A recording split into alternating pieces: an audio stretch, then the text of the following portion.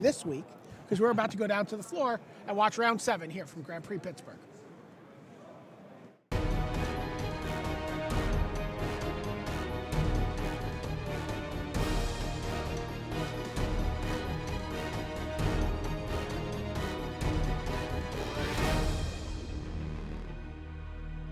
Welcome to round 7 of Grand Prix Pittsburgh. I'm Brian David Marshall. That's Greg Orange. And as far as we know, that masked man is David Parg.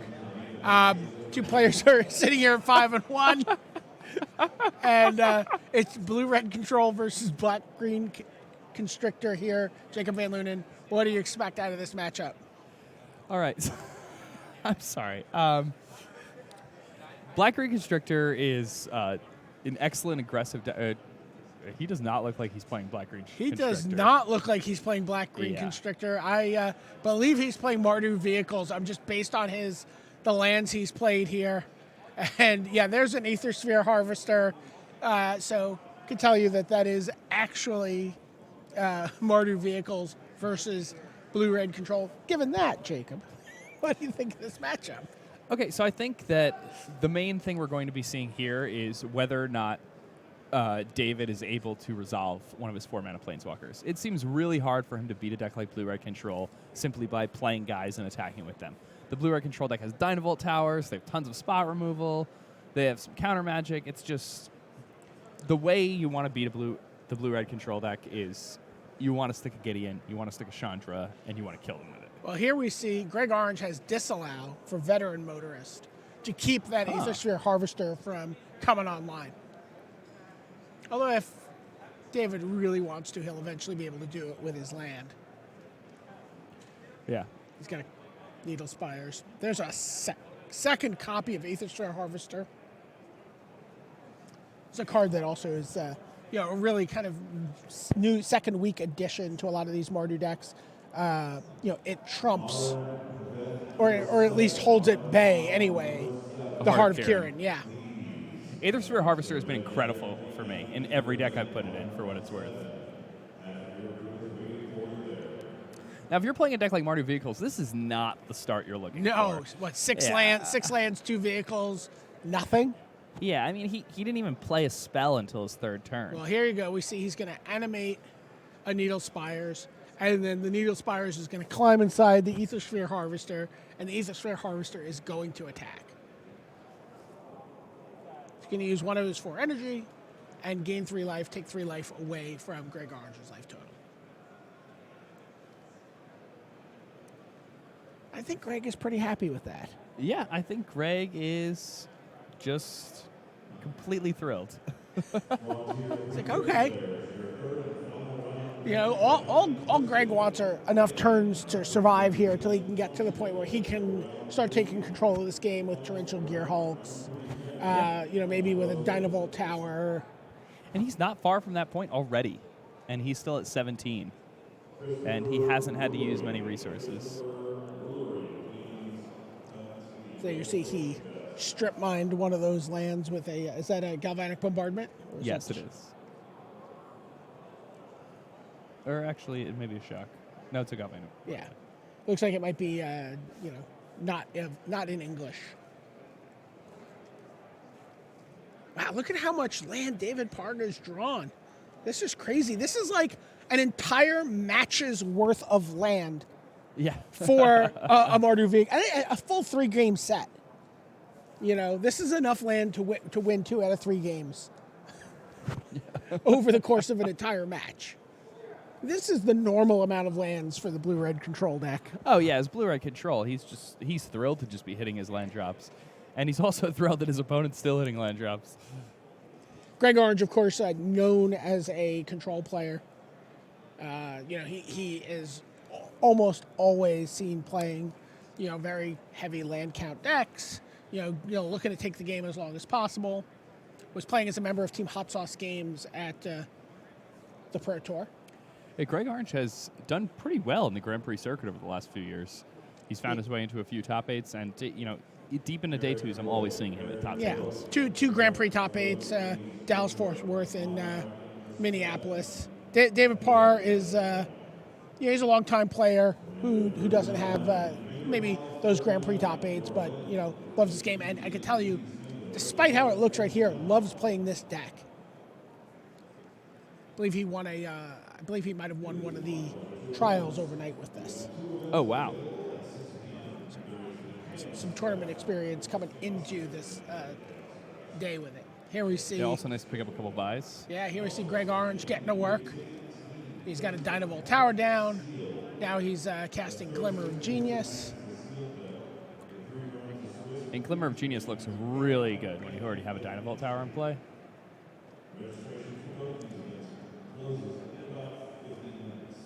There's another Dynavolt Tower. The energy is going to start to really pile up here for Greg Orange. Did he just have to discard? Yeah. I mean, he drew 2 on the end step and then played one, drew one. And drew a card for his turn and didn't have a land that turn, so.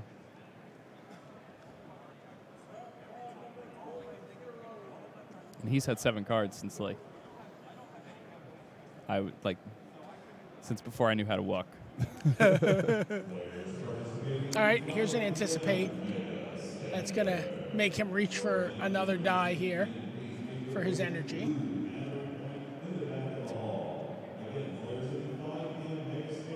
Yeah, you see he's got 13 energy right now. 2 Dynavolt Towers to work with. Yeah. I mean, he can start taking 6 points at a time out of David. I mean, he won't want to until, he's sure that he has the game kind of locked up. But at this point, even just the 2 Dynavolt Towers can deal with whatever type of threat David puts on the board, even if it is a Gideon. Right now, could kill an Ethersphere Harvester if he wanted. Yes. If it was animated. Yeah. I mean, he wouldn't even have to do much about it. All right, so. Bounces an Ethersphere Harvester. That's pretty exciting. Draws a card in the process. Not a card we were expecting to see here today. Yeah, still a full grip for Orange. This is crazy. Leaving it in the dust. Yeah, leaving the dust. There you get a look at it. 4 mana instant. Common. Reasonable draft card.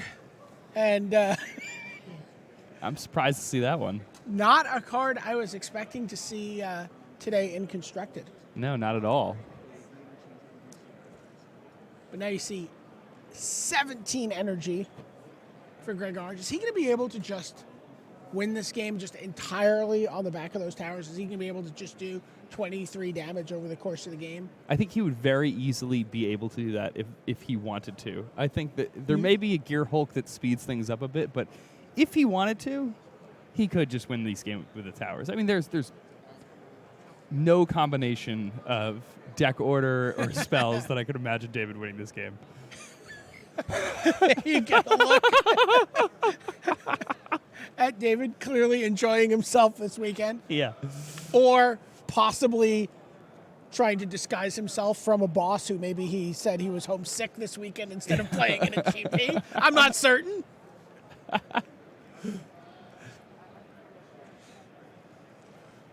Find out who he really is. So Thraben Inspector into Thraben Inspector. He's got 2 clues. So this is why. So David held up a bunch of cards in his hand and wasn't playing them because he knew that whatever cards he was going to play were just going to get shot down by the towers. So he's instead going to try to play a whole bunch of stuff on one turn and then see if Greg has the tools he needs to deal with it. And it's unlikely that it's going to work. But the fact that he's trying, that he thought of something, just to try to squeak his way back into here, that's,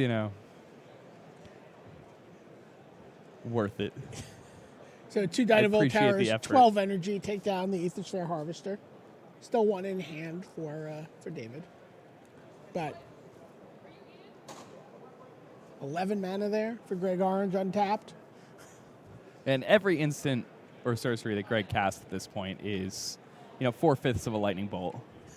And it's tacked on to whatever it does otherwise.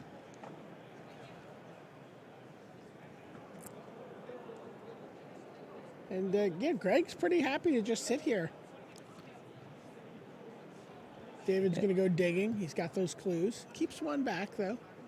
These games get away from you quick when you're playing the Mardu Vehicles deck. Wants if to you make sure don't he have has a an one or two artifact drop. for if he draws like an exemplar or something. Yeah, I guess. All right, here come the inspectors. One of them goes, and Greg takes one. I feel like there's just an entire reload phase for Greg Orange coming up, like a Torrential Gearhulk or something, or Yeah, a I feel card like draw spell. maybe Torrential Gearhulk for like Glimmer, or maybe he's even going to use Torrential Gearhulk with Leave in the Dust. All right, here's an Inventor's Apprentice. And David's just kind of like, parceling his cards out here very slowly. Which might not. I actually don't think that's the best game plan here. I thought he was saving them up to I think he's dump come them to the all at same once. conclusion. Here comes the Veteran Motorist. Scries 2 cards to the bottom. And he got Greg to use all the energy. So, in his mind, he's like, well, Greg's got a handful of land. They always have the Torrential Gearhulk, David. Always. Yeah. Here comes Torrential Gearhulk for Glimmer of Genius, and he's going to reload. He's going to go up to 6 energy, too. 8 energy. That's right. He's got 2. Yeah. He's He gets got the 2 2 of those bonus from the towers. Glimmer of Genius also. He's got the full Lord of the Rings engaged. Yeah.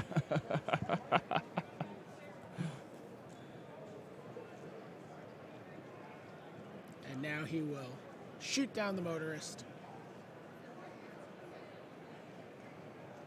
Wow.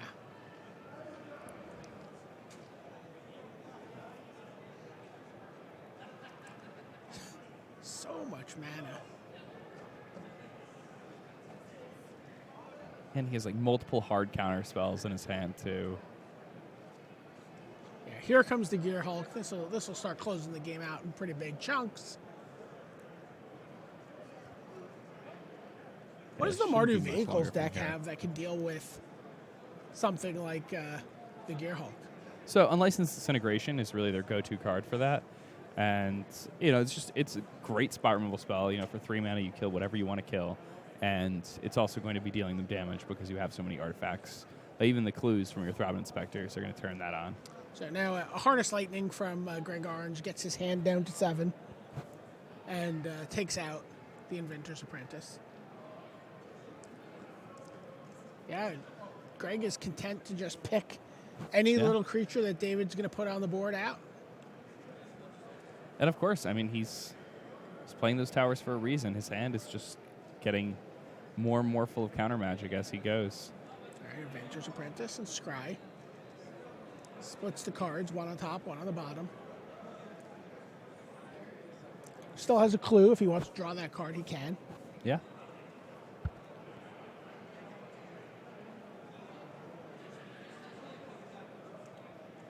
Looks like David does have Unlicensed Disintegration in hand. So he does have an answer to the Gearhulk, but I'm sure Greg has plenty of counter magic at this point. So here's the Aethersphere Harvester that was left in the dust all those turns ago. But it's going to get negated. Yeah, and that's It's a card... 4 energy also. Yeah. That's a card that Paul Cheon was talking about last round as being a really key card to shoring up these control matchups against this Mardu deck where you just can't deal with that Gideon. Yeah, and I think that's a really good point. Here's when you Pia watch Nalar. this matchup, the only way the blue-red deck ever really loses is to Gideon or Chandra. Okay, Pia Nalar gets taken out here with Disallow. You can look at the most recent art for Negate.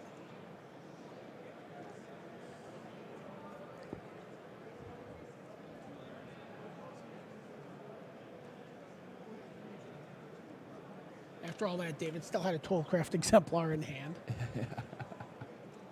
And again, we've talked about that clue that he's had hanging around, but it doesn't even matter. He's just going to pick it off with the tower.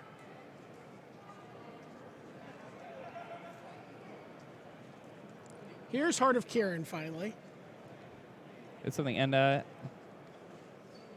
Scrap Heap Scrounger is a card he would have really loved to have seen earlier in the game, because it could have applied, the correct kind of pressure on Greg, where Greg is actually going to be forced to use cards to deal with something that's not a card.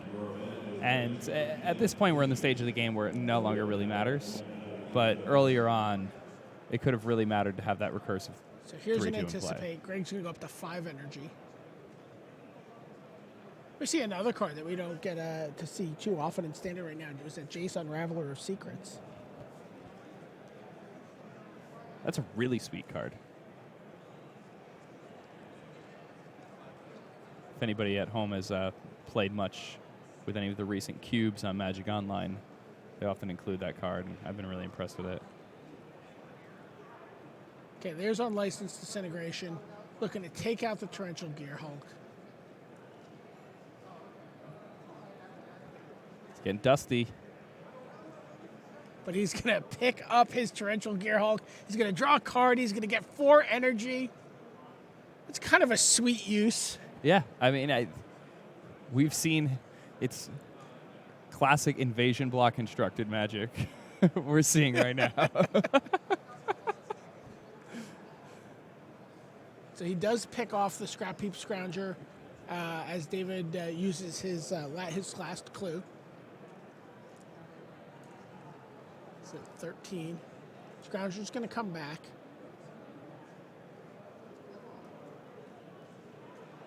And, yeah, we're going to harness the lightning. Yeah, so it gives him 7 energy. He's got to use 4 of it to deal with the heart. Wow. Plus 3. Yeah, and that's enough. David Park's had enough.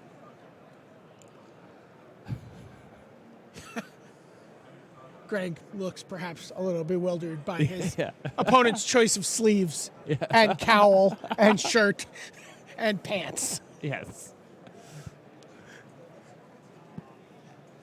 So we'll probably hop over and take a look at one of those other matches with these guys sideboard. How do you think Game 2 goes a little differently here? I mean, that was a pretty much an outlier kind of draw for David Parr's deck. Yeah, I would hope so. And I imagine David probably mulliganed quite a bit there because he didn't have anything to do until his 3rd turn. And it's just, you can't expect to win games with the Marty Vehicles deck if your first play of the game is an Aether Sphere Harvester. Look at this. That's pretty spicy.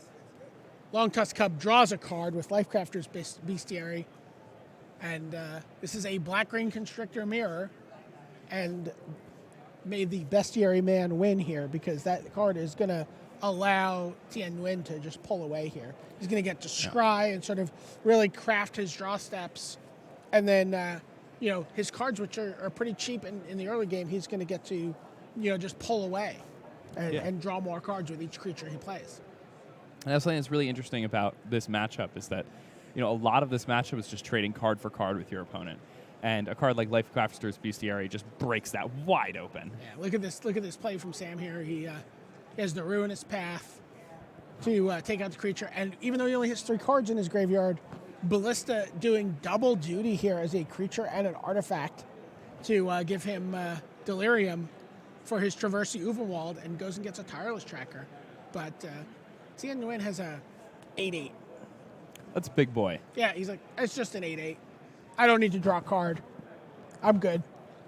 Yeah, and I mean, this is like the least value you can get out of a Gearhulk, and it's still absurd. It just shows you how good the card is.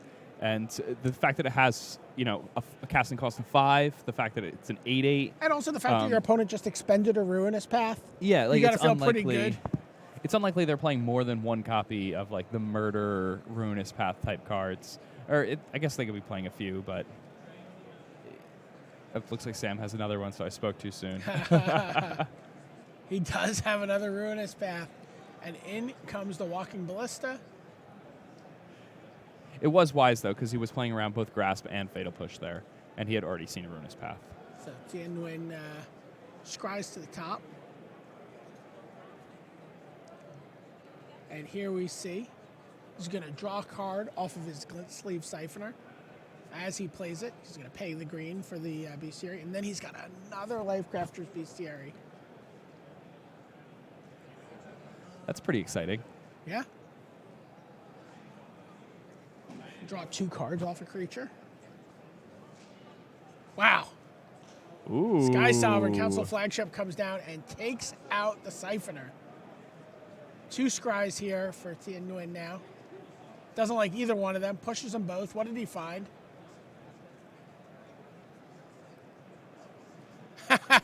Ooh. How about a Greenbelt Rampager? Draw 2 cards.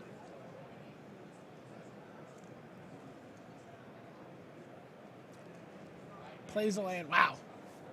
That's looking pretty good there. Yeah, that is not the worst. And it only cost 1. It's drawing 2. So here's the tireless tracker. Sam Party is going to try to keep up here. You know, he's doing a decent job of it. Yeah, tireless tracker is just going to be able to convert all of his land drops into clues. He's going to animate his Sky Sovereign, but it is going to get murdered. Yeah. Before it attacks. I don't know how you murder a boat, but you got to try.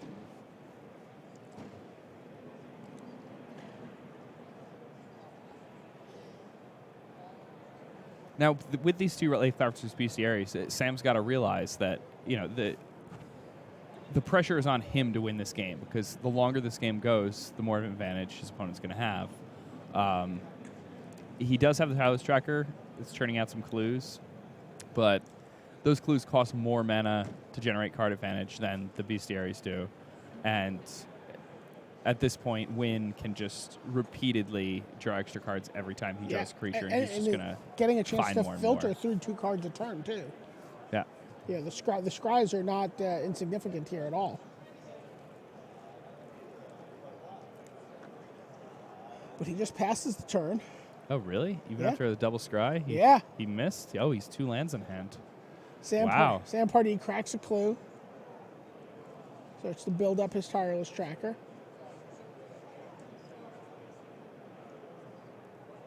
There's another tireless tracker. Huh. Another nice. evolving wild. So that's going to Wow. 2 more clues for each.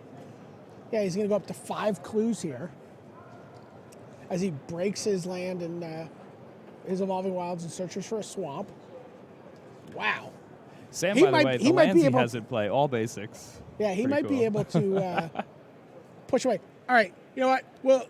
There'll be plenty of black-green going on at any given round Yeah. throughout this weekend. We'll come back to that.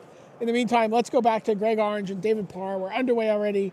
A little bit of a better start for David Parr here. Inventor's Apprentice attacking for 1. And there is a veteran motorist to follow it up. He's going to push both cards promptly to the bottom.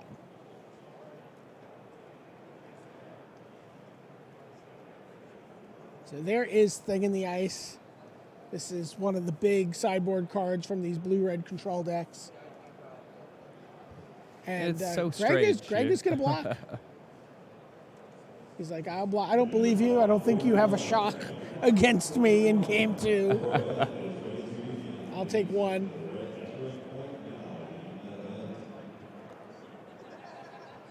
You'd think we'd learn by now that they all have Thing in the Ice on the board. But, I mean, it's still really hard to keep in the cards to interact well with it because they're all so narrow. Right. You know, and if they don't draw the Thing in the Ice or... So one of the veteran motorists is going to go down. Thing in the Ice blocks the other one. And again, Greg is only at 17.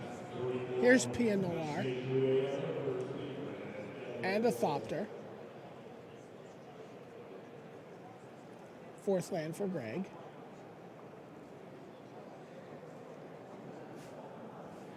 You know, David here, getting his 5th land. So now the Inventor's Apprentice is a little bigger. And in comes everybody.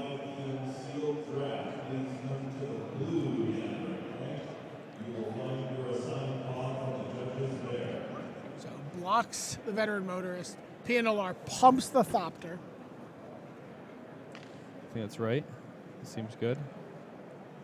And Glimmer of Genius at the end of the turn. But David Parr has the Unlicensed Disintegration to take it down. Deal some damage. Suddenly Greg's on 8.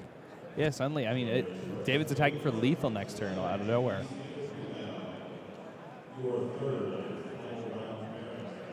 Yeah, this looks a lot better for David than game 1 looked.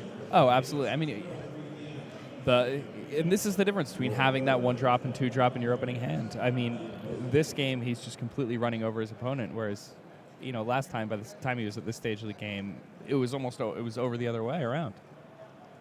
All right, here's Heart of Kieran, but that is definitely going to get negated.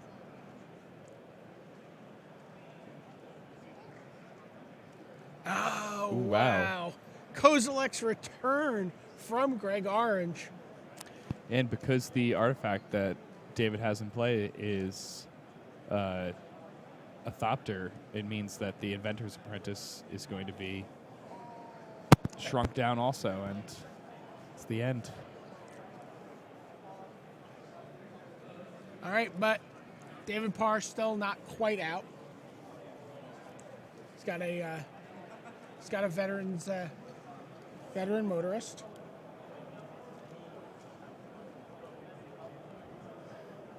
Yeah, 3 Kozilek's return out of the sideboard for Gregory Orange. The card we see there at the top of the screen there on the right, Spire of Industry. It's been a really big deal for the Smardu decks. It makes their mana actually pretty good as opposed to not so great before the new set came out. Here you see Torrential Gearhulk pushing 2 lands and being rewarded with 2 spells with the Glimmer of Genius. And now we're at this stage of the game again. Gearhulk's turning the corner. Like, I heard you like vehicles. I have this truck here. So there's Toolcraft Exemplar. Going to attempt to release the gremlins. Gremlins will not be released. Nope. They stay in their cages. It's kind of sad to think about that gremlin being stuck inside that Torrential Gearhulk there. And Thing in the Ice comes down, so. And, Greg Orange, not too upset if he has to bounce his Torrential Gearhulk. Let's be honest. It's not the end. He is just not upset. We've already seen him bounce his own Torrential Gearhulk. It would leave in the dust. Yeah. There's Harness Lightning. Wow. Greg's making this deck look good. Yeah, this deck looks real good. Whenever I've played this deck, it's just done nothing. I know it's good though. These decks are really good, and I wonder if he leaves the Dynavolt Towers in for game 2, or does he give his opponent a chance to just side in some dead fragmentizes? That's a good question. Wow, Greg Orange takes the match, 2-0 against David Parr. Not a great showing for Mardu vehicles there. First game was a very poor draw. We didn't see any Planeswalkers there from David Parr in the entire matchup, and those are really the cards you want most here. And not only did he not have those, but he also just had draws that kind of either didn't do anything in the beginning of the game or petered off and ended up not being very exciting. But Greg was able to punish him. He goes to 6-1. David Parr falls now to 5-2 here. A good chunk of the way through day 1 at Grand Prix Pittsburgh. It's 7 rounds. Some other people playing Magic. We're looking around, seeing who we can find, seeing who's in a game. But we'll be right back. We definitely have another match to show you.